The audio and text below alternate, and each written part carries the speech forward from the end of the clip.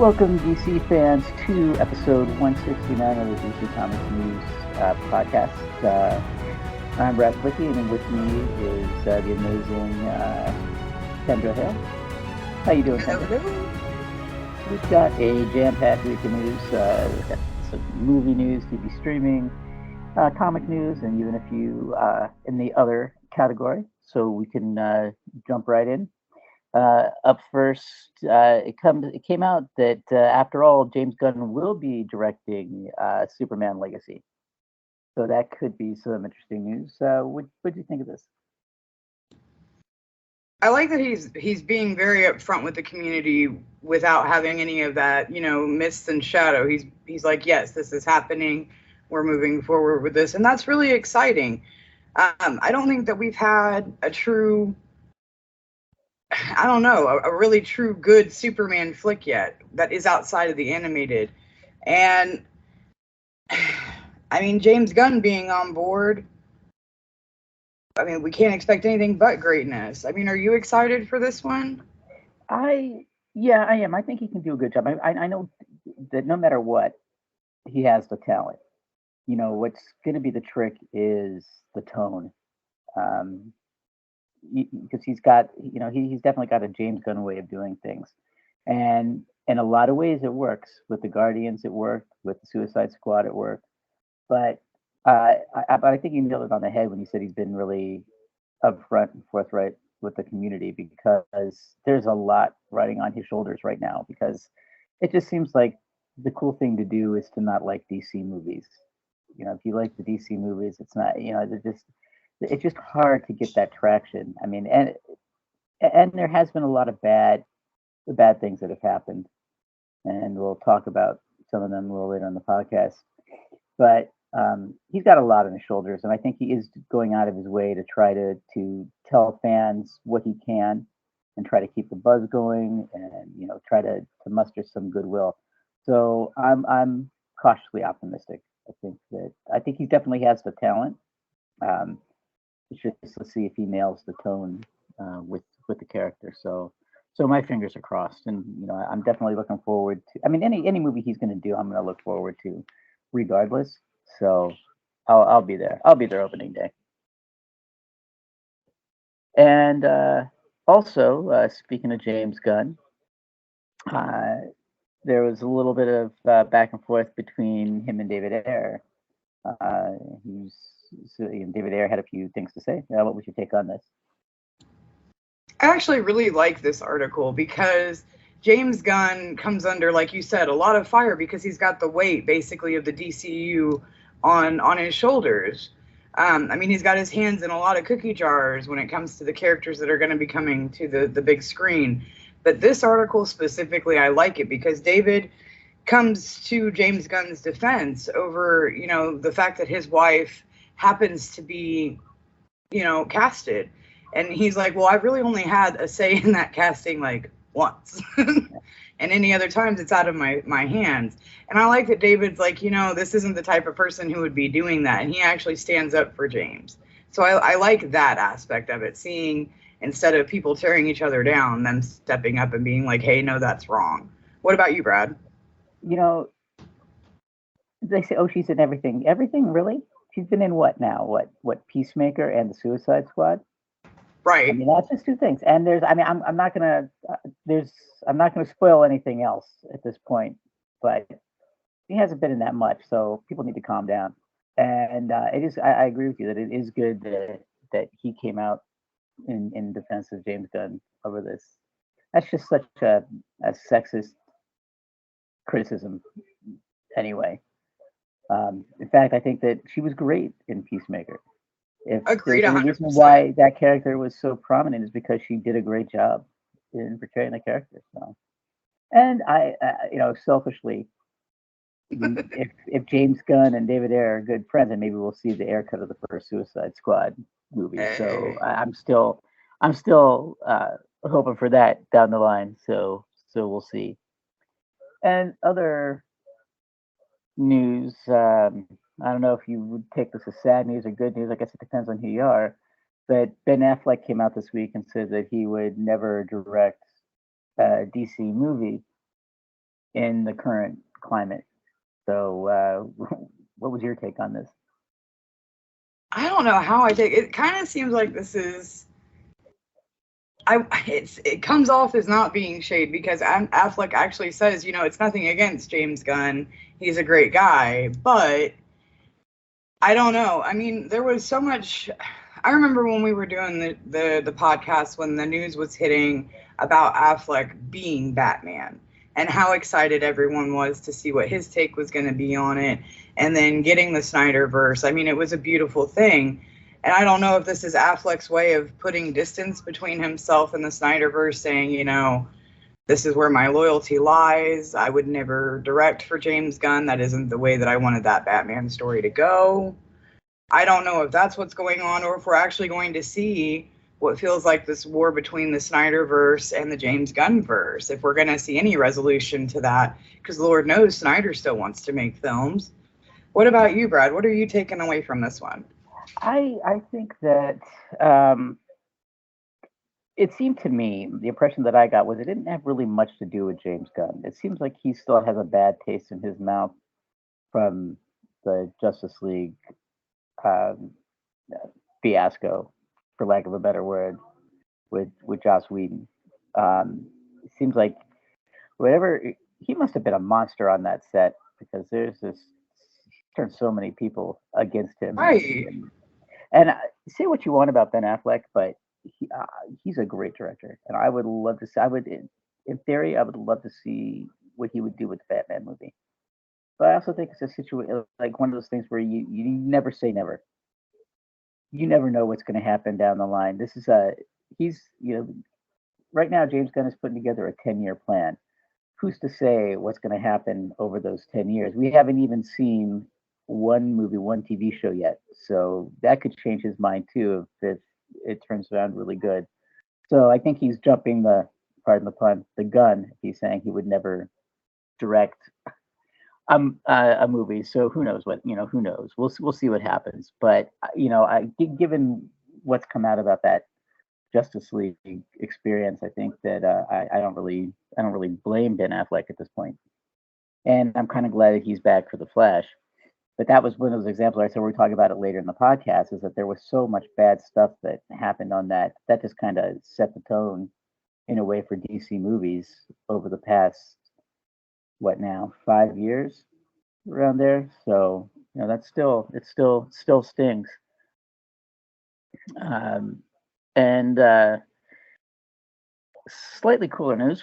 We got a little bit of footage of Lady Gaga as Harley Quinn in the Joker sequel. What do you think of the video?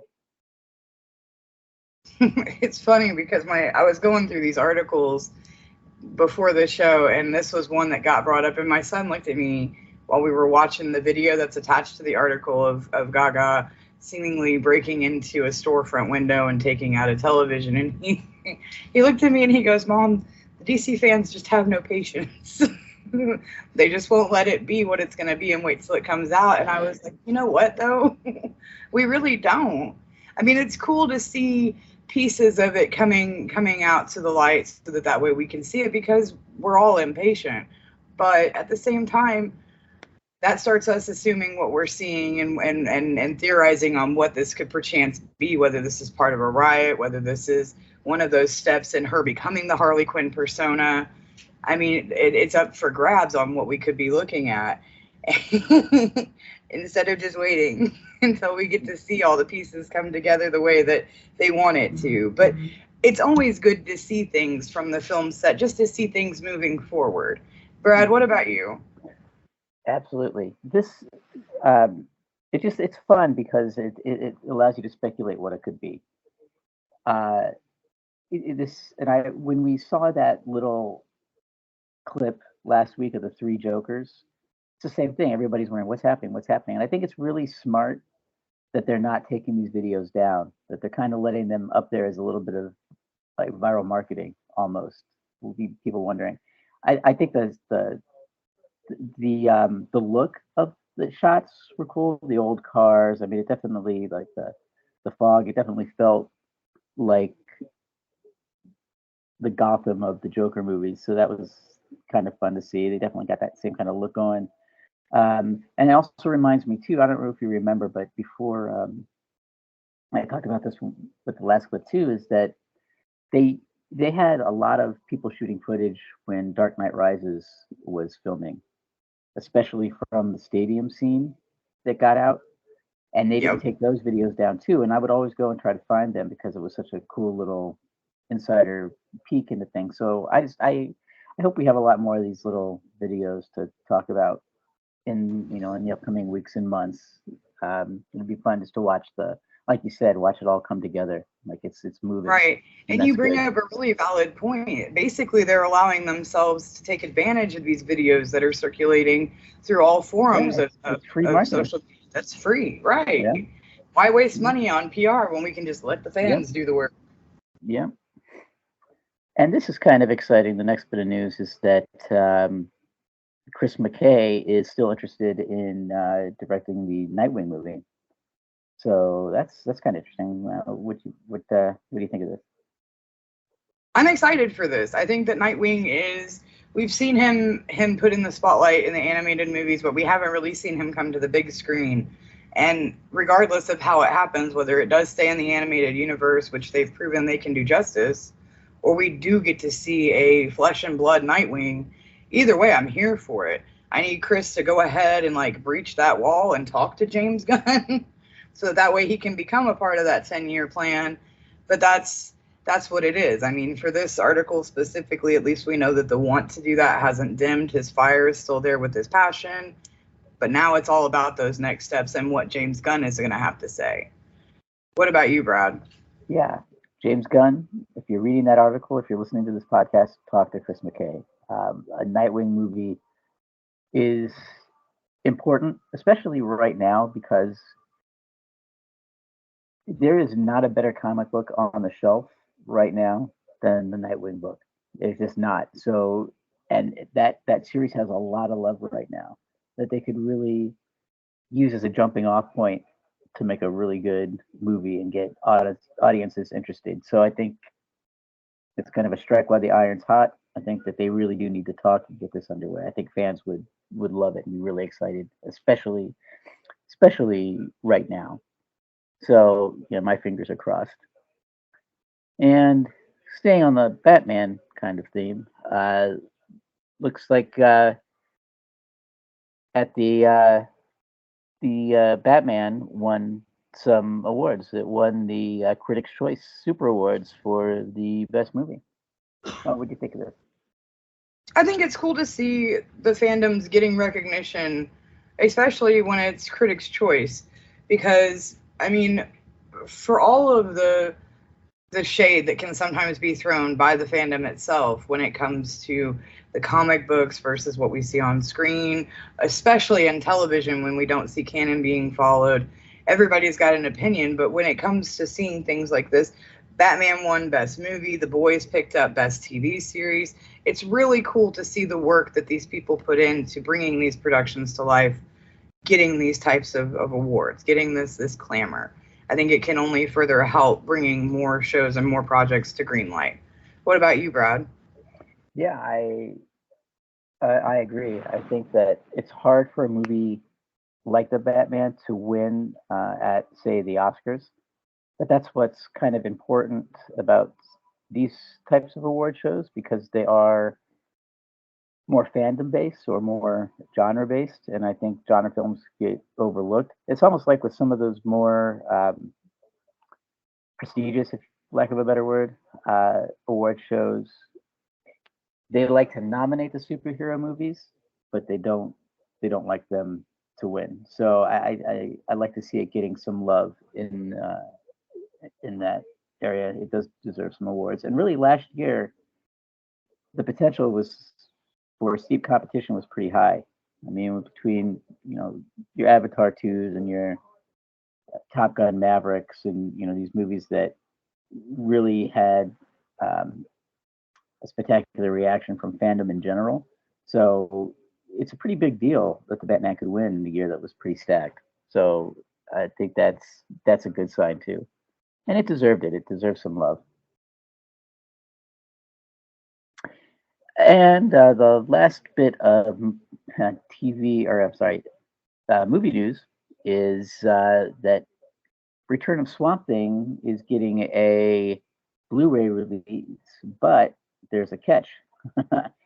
It's a Rifftrax version. So if you like Mystery Science Theater and Rifftrax, this is for you. What about you, Kendra? You think you're going to watch this? I think I might have to. Yeah. I think it's so cool that they have stuff like this because it would be like any of us at the DCU, any of us sitting down watching movies together and doing a whole movie fest and just literally having color commentary throughout the entirety of whatever we might be watching. So it would be like all of us sitting down watching the Harley Quinn animated series together and just going full Monty with it. I think this is going to be hilarious, and it's probably going to be one of the most unique things that I've seen be kind of like a special feature that comes with actually buying something. Yeah. What about you, Brad? Are you going to take advantage? Yeah, I could see throwing a viewing party of this. Uh, just you know, drinking games and you know, potato chips, whatever it may be. But yeah, it could be fun. I've always been a fan of Mystery Science Theater and Rifftrax. They've always done such a good job. So I bet this is going to be hilarious. So yeah, I kind of want to see this, and I haven't seen the Return of Swamp Thing in a while anyway, so it'd be kind of fun to revisit that. So yeah, I would definitely check this out. We've got a lot of cool stuff coming out from the TV news section. One of the first ones that catches the eye is that the Penguin series has added 4 new castmates who do not have announced roles yet. But one of the theories that we have here in the article is that we may be seeing Michael Zegan as Alberto Falcone. What do you think about the announcement of the new actors coming into the series, Brad? You know what? I'll tell you. You had me at Theo Rossi. I I love Sons of Anarchy. I loved him on Sons of Anarchy. I thought he was great in Emily the Criminal and in Daredevil. So yeah, I like to see him getting work. And to be honest, I wasn't really. I mean, I've seen The Expanse and some of these other shows that these other actors were on, but I'm still not super familiar. But just that you're having people like Theo Rossi coming into it, I think this is lends a certain credibility to the whole thing. Not that it needed it with Colin Farrell's being Penguin and everything, but yeah, the cast is getting really good. And this is one of those things too, where when this was, I'm very cynical when projects get announced, as any DC fan would be. But this was one thing that I was not expecting to see the light of day. This is one thing that I didn't think would make it. But now with this casting, it's already filming, so I think that's great. I think that now I just can't wait to see it. So yeah, at the end, I'm just glad that it's happening. Right.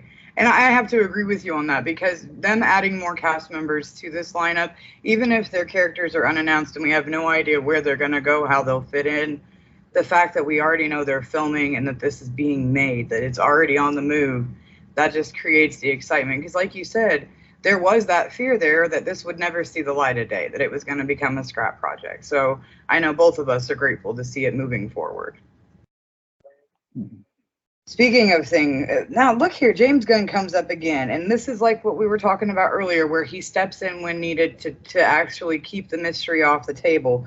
James Gunn debunked a major Batman rumor, which was about Robert Pattinson being able to cross over into the Penguin universe as the Batman. Brad, what do you think? Uh, like I said, it seems like half of his job right now is damage control, and I feel bad for the guy.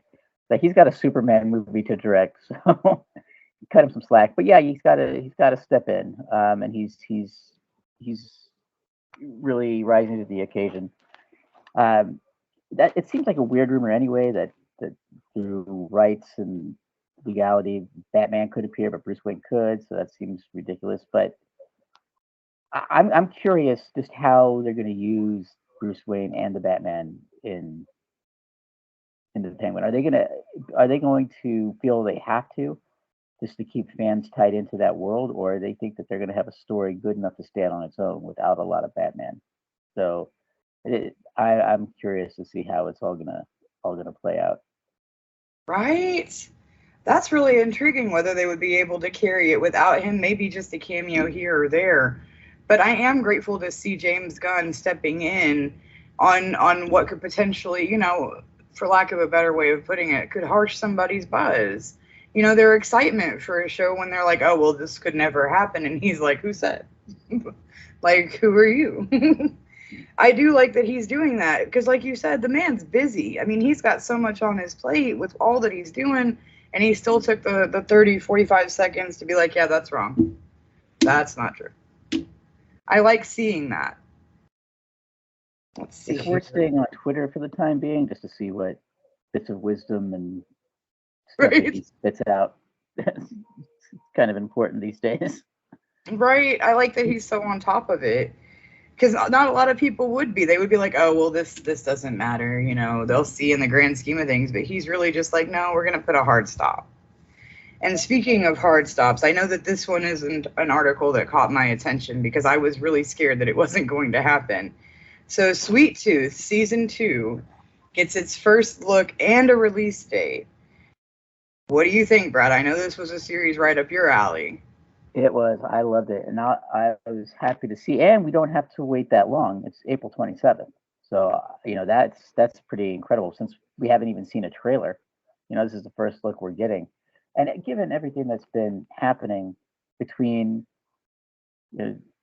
James Gunn taking over, the success of Sandman, and the past year, Sweet Tooth kind of got lost in the shuffle, and it was a huge hit when it came out. I just hope it's one of those things that when the second season drops, people haven't forgotten about it, and I don't think that'll be the case, but that's a nice little early birthday present for me that it's going to be released in April. When I first saw the article pop up, I thought, well, it's probably going to be July or August, and then wow, April 27th. That's almost like a secret drop. So yeah, I'm looking forward to the second season. Same. This was one. I mean, in my mind, Jeff Lemire can do no wrong either way, and I'm always excited to see his work on a spotlit stage. But like you said, with all of the massive news that was coming out for the DCU and for the Sandman U, this was something that kind of got lost among it, even though, like you said, the initial reception was wonderful because it is such an intriguing world and concept. So I am glad to see that not only is it coming back and it's not on one of their cancel lists, but that we get the second season and it's just right around the corner. It's not like we're waiting 6 months to a year. All right, speaking of first looks, even though the last one should have been like way sooner first looks, but we'll let it go. We get our first look at Michael Cudlitz. Pardon me if I mispronounce your name. But we get our first look at our new Lex Luthor. What do you think about our new Lex Luthor? He looks pretty intimidating. I am a Michael Cudlitz fan too. He was great as Abraham in Walking Dead. And he came back, and he always stayed close to the Walking Dead family. He directed a few episodes, always had great things to say. And then he got stuck on Clarice, which was a show that really didn't go anywhere. Didn't get a lot of fan love. So it's good to see him coming back. The look of the character is, from my point of view, not a Lex Luthor like we've seen before. I don't remember ever seeing Lex Luthor with a long beard. I could be wrong, but I don't ever recall that happening. He looks intimidating, and you don't usually, when you think of Lex Luthor, you don't think of a physically imposing person, but he looks kind of mean. So I'm curious what he's going to bring to the character, what his take on the character is going to be. So I did watch the season premiere and really enjoyed it. I got sucked right back in. Kind of forgotten how good that show was, but I really liked the season premiere. So I'm looking forward to seeing what he does with the character, what he brings to the show. And This with is where I that, get to be a bad fan, though, Brad. yeah, I haven't watched it. you should, you So, should. for me, these next two, this one and the one that follows it, these two articles actually did pique my interest because I was like, the last one I watched was with, I can't even remember the actors' names, but I know it's not the new one. And now that I'm seeing that Abraham is coming into it as well as our next one, we also get to see Onomatopoeia coming in as the villain. That really does make me kind of excited because that's taking it back, and we get to see not only a different side of Luthor, but a really cool villain is stepping up to the plate. I love this story because I remember Onomatopoeia is actually a character that was created by Kevin Smith. And I read multiple interviews where he was asked, "Oh, we loved your take on Batman. Onomatopoeia was such a cool character. He's so creepy. If you were ever to direct like a DC movie, would you bring that character in?" And his response was always, "He's not a character that could work in live action because it's all about the sound effects, and that works great in comics, but it wouldn't work in live action." And of all characters that they're bringing into, of all things, a CW show is going to be Onomatopoeia. So I imagine Kevin Smith is like watching what's going to happen. How are they going to do this? And so far I like it. I hope that he's watching that and think, why didn't I think of that? It's funny to think that this character that the creator even said was never going to become, could never work in live action. We're getting a live action version, so that kind of cracks me up. But yeah, you should watch Superman and Lois. It's pretty good. I think you'll get sucked in. I say start now because it's manageable. You're not before it gets like the Flash, where it's 4 or 5 seasons in, and then you have a million episodes to catch up on. So right before it gets daunting. Yeah.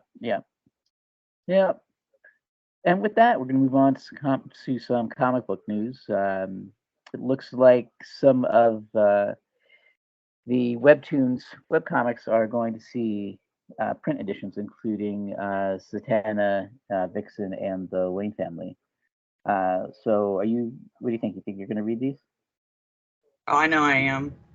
I saw this article and I was so excited to see that DC has actually unfolded the Webtoons media format, because that's a whole new crew of writers. It's a whole new crew of artists. Most of these are just getting their feet under them, so we're getting brand new blood into the DC family, and their stories are absolutely wonderful. I mean, the one about Zatanna is her having to solve the Jack the Ripper murders before she can come back. That's wonderful. And I mean, not only are you getting the validation from those people who have worked so hard to bring those stories to life, but the target markets that you're hitting, I mean, that's young teen to younger children, all the way up to adults. It spans the age range of those who watch or read the Webtoons. What about you? Are you one of those that has the app? I don't. I've said this before, but one thing where DC is really strong as far as their comics go is the fact that they do a lot of things to reach a lot of different audience, a lot of different ages. And I felt like the Webtoons thing was not my generation, I guess. That it was for another type of audience that grew up more on digital platforms than I did. But that doesn't mean I didn't want to read the stories. And I'm such a big print person. I love having the book in my hands, so that I I I love the idea that these are getting print versions, because now I can read it in a way that I prefer and still get to experience. Because like I said, that's a 10 idea is a great idea. I want to read that. So I think I'll pick these up because I'm excited to read it, and I just never did on the app. So I'm glad. And we got some covers revealed and some more information on what DC is doing for Pride this year. What did you think of this? I've already lost all my money. Yeah. I saw these and I was like, well, shit. I got at least 3 of them that popped into the head. The Harley Ivy one is absolutely gorgeous. I mean, you've got not only these ones that are the covers that we're getting to see for DC Pride, but you also get to see the new version of the DC Encyclopedia, which is the big book of Pride. I mean, I love the message of inclusivity from DC right now. I like that they're standing behind their LGBTQIA communities. I love it, everything about it. They're celebrating the character stories and letting them be okay in who they are. And I think that that's a huge message that we need to see right now. So for me personally, yes, there goes my money. Brad, what about you? Yeah, I love the characters that they're using and the combinations. I'm trying to actually, I'm having trouble pulling up the story because I wanted to actually read some of the character. Kind of, there's an Apollo Midnighter, and I forget who the other character that was involved, but the mix mash of characters is cool, and the creative teams are great, and that encyclopedia is a really cool idea too. And that's put out by DK, and DK does a lot of cool books like that. So that's definitely going to be something that's going to be worth checking out. And DC is also so good at those anthology books, as we've all discussed over Yeah, and they over again. are. So there's no reason why this Pride book wouldn't be as as good as all the other ones that have come out. So yeah, it's always a good issue to read, and we're getting a new Alan Scott story, which is I is saw always that. good. So that's exciting. That's cool. So yeah, I think this is gonna fly off the shelves. And last bit of comic book news. Looks like Batgirls and Tim Drake Robin will be ending. Batgirls with issue 19, and Robin with I believe it's at issue 10. What did you read Batgirls for Tim Drake? I've read a little bit of both of the series. I haven't read them all yet. I'm still catching up, as I know most of us are, because there's so much to read. But I don't know. I'm kind of sad about the Tim Drake because it feels like they don't know what to do with him as a character just yet. And I'm kind of sad to see this one end before we know where his next footfalls are going to be. Whereas with the Batgirls, I feel like they've had a really good run. It's a great story. The artwork's been it's been magnificent. So I know that coming off of that, we're going to see more of these characters. It's just about where will we see them next? What are the next steps for them now that their individual series are ending? Brad, what about you? Yeah, I kind of agree with the whole Batgirls thing. I did read. I read the first arc. I have to catch up and get the. I think the second trade just came out, so I have to kind of catch up on that. But it felt like it had a finite lifespan. Like it had something to say, and then it was going to move on with these characters in other directions, and I'm okay with that. And I the artwork I like the artwork, but it's not. I appreciate what it is, but it's not my cup of tea. That really cartoony style. So that kind of was always that almost took me out of the story a little bit. But that was my only. That's my only little quibble with the Batgirls. I know we'll see these characters again, and I think that's going to be um, kind of a cult classic, that series. And Tim Drake, I have not read yet. That I will have to read in trades. But I think I agree with you that it was kind of a character that nobody really knows what to do with. Not in this time when we've got so much Damian Wayne and so much Dick Grayson as Nightwing going on. Tim Drake tends to get lost in the shuffle, and you're wondering what to do because he can't be Nightwing, he can't be Robin. Where does his character fit? So I'm actually looking forward to reading the whole series when it's out, just to see what could possibly come next for the character. So uh, you know, uh, so I guess in that way it's sad because it is a character I'd like to see more of, but we haven't seen the last. So hopefully it ends in a way that can have a cool moving forward point to see what happens next with the character. I agree, and I do hope that that's something we see for Tim. In the other news section that we have here, I need Todd McFarlane to stop making these figures because I have no more wall space thanks to my husband. And yet here we are with two new ones. The first article that we got about what McFarlane is launching, he announced these page punchers, which is his wave 2 of these, where it's a little figurine of the character and then the comic book that it corresponds to behind it. Brad, what's your take on the new line that's launching? I don't collect toys, but I like to still follow what's coming out. These I love because so many of the McFarlane toys that come out, they feel like they're meant to be put on a shelf and looked at. These I like because these remind me of the action figures that I grew up with that you could actually play with. This is like something that you would get your niece or nephew to get into comics. You have the action figure and the comics, and it's something that they can really interact with and play with. And I like that. And it's just I think I have a certain nostalgia for how these characters are these figures are designed. So I really like that. I gotta say, I like the variation that he has coming out with this wave. And I also fully get the little 3-inch figures hitting that wave of nostalgia because that's the size that we all had when we were all growing up. But I like that we have not only Batman, Aquaman, Lex Luthor, but we also get a Terry McGinnis, which is really cool to see. And of course, you have not only the figure that the children or adult, no shame, is getting introduced to, but you also get to see the story that the figure is based on, which launches you into that world. I love that that's so welcoming. That's a great point because they're not just Aquaman. It's Aquaman from was it Flashpoint, and so it directly goes with the comic that's coming out. It's not just your typical Batman, your typical Aquaman figure, and you Right. have that comic with the background that comes with it. So that's a good. Right, and that's what I love about it. I love that not with the page punchers, not only do you get these little figurines, which are kind of like, for lack of a better way of putting it, kind of like the Happy Meal toy. You know, it's the toy for getting the good food.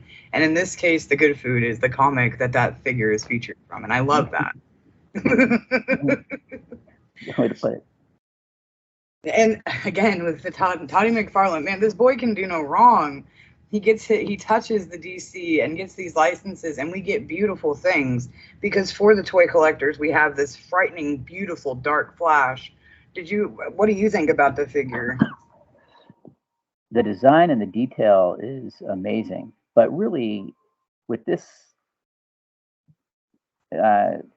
figure, it just makes me want to see the movie. I want to see what this Dark Flash is all about in the movie. Is it a character that's going to be in the movie a long time? Is it kind of like a cameo that just looks cool? So it just makes me. I just really am curious of what this movie's going to be, and seeing these figures just makes me more and more curious all the time. I'm in the same boat. I mean, I think the level of detail to this character is ridiculous. The amount of attention that he puts into it, you just feel the love in every figure. And this one, not only, like you said, is it pretty to look at, but it sparks the interest because we want to know, how did you become like that? You know, what made you this way? So it really does, especially since the movie hasn't even come out yet. We get to see this figure before that. So kudos to Todd McFarlane for that. That's smart marketing. HBO, please pay attention. DC is doing it. There's nobody in the toy business like McFarlane. There's not. I mean, hands down. Props where they are due. Mm-hmm. Everyone needs to pay attention to what McFarlane's doing because not only is he paying attention to the fans and what they want, but he's delivering an excellent product time and time again. So kudos to McFarlane, even though he gets most of the money that comes into my household. And with that wraps up yet another episode of the DC Comics News Podcast. This was a quick one, but we still talked a lot of news. So be sure to follow us wherever you get your podcasts. You can follow us on Facebook and Twitter and all the socials at DC Comics News. And Kendra, where can people find you on the internet? I mean, honestly, at this point, just Google me. Just Google. Kendra Hale. I can be found on Twitter at Devour All Words and Devour All DC Comics. I can be found on Facebook, Kendra Hale. If you are on Dark Knight News or DCN, I do reviews and articles for both of our corporations. Brad, where can they find you? Yeah, you can find me writing news reviews, DC Comics News, and a few websites here and there.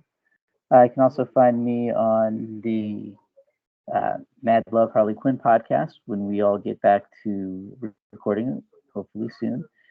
So also, it's a good time to mention the other kind of DC podcasts that we got going on. The I Am the Night podcast, hosted by Steve J. Ray, who takes an episode by episode breakdown of the Batman animated series. So be sure to check that out. And the Harley Quinn Mad Love podcast, where we break down the animated series, and now we have a whole third season to write about in the Valentine's Day special. So yeah, be sure to check those out. You can follow me on Twitter at FlickyB1. It's F like Frank, ILICKYB, and the number 1. And with that, we'll sign off by saying something that everybody should be doing, and that is to read more comics. All right, everyone. Until next week, have a good one.